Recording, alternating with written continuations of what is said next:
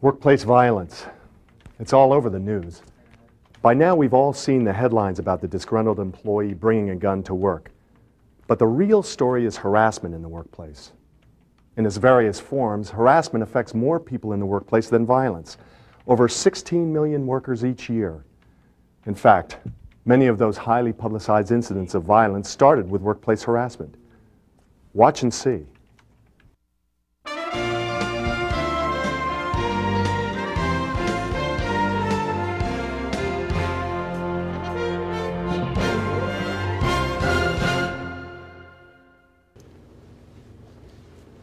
When we hear the word harassment, we immediately think of sexual harassment.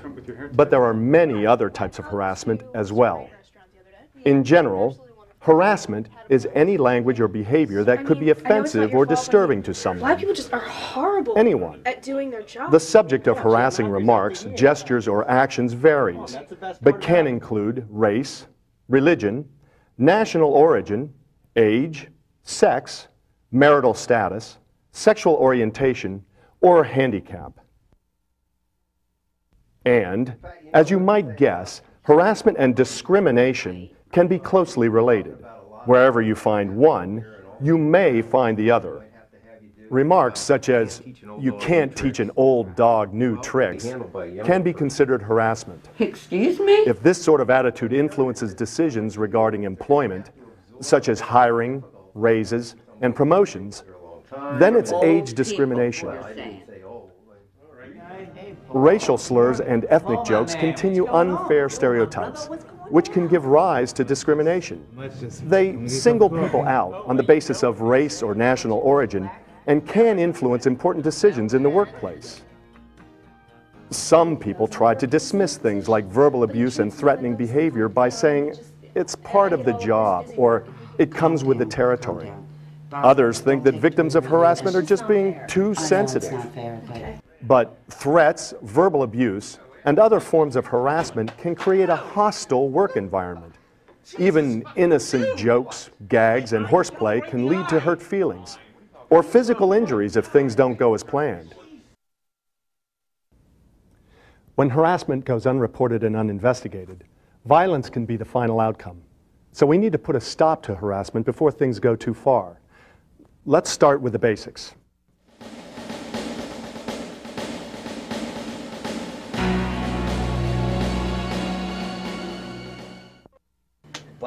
Teasing and jokes between co-workers often start with innocent intentions. Other times, verbal jabs are used to test boundaries or push buttons. Well, I do know what his problem was. I mean, he was black. Unfortunately, this kind of behavior can quickly cross the line into verbal abuse, such as mocking, bullying, and intimidation. When this behavior becomes hurtful or offensive, it can be considered harassment. Okay, I gotta go. Sometimes people don't realize that others find their behavior disturbing or offensive. So it's important to let someone know when they cross your line. This is the best way to prevent misunderstanding. Earlier about the black people, you're talking about Mexicans. Remember, what may be amusing to one person could be taken very seriously by another. For instance, ethnic jokes can be taken personally by members of the ethnic group that is the brunt of the joke. Only one person needs to be offended for it to be considered harassment. People don't usually mean any harm when they play practical jokes, but sometimes these gags can backfire. Hurt feelings or even painful injuries could be the end result. And if a practical joke was intended to single out or make an example of someone, it could be considered harassment. Remember, it's important to tell someone when you find their behavior offensive. But if you ask them to stop and the harassment continues, don't get involved in a shouting match. If an argument develops, stay calm. Suggest getting a neutral person involved.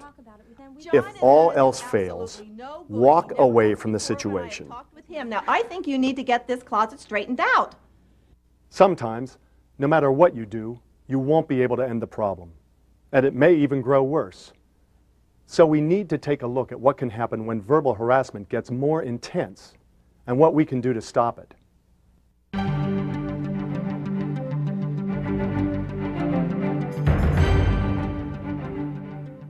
Straighten people out.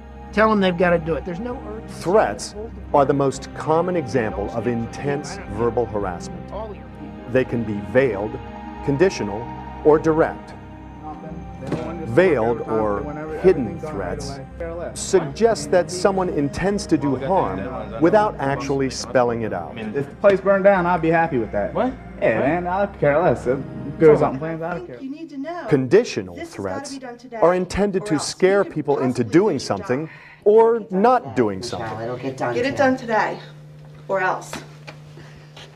Direct threats are clear statements of intention to do harm. Or I'm really going to get you. I'm telling you. Leave me alone. I'm going to get... The best way to put a stop to this type of behavior is to report it. So, report all threats, direct, conditional, or veiled.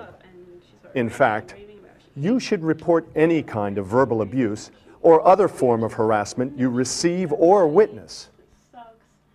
Sometimes, people don't want to be a tattletale and get anyone in trouble by reporting incidents. Others just don't want to get involved. But these kinds of problems rarely go away on their own. Making a report is your best opportunity to stop the harassing behavior once and for all. It's also the best way to prevent the situation from developing into something more serious, such as violence, stalking, even murder. So, report incidents of harassment to your supervisor, your human resources department, or your company's security personnel. Yeah, that's something that... Some companies even have an independent hotline or employee assistance program that let you make confidential reports. Local law enforcement agencies should also be notified of incidents involving threats of violence or physical assaults. Since verbal abuse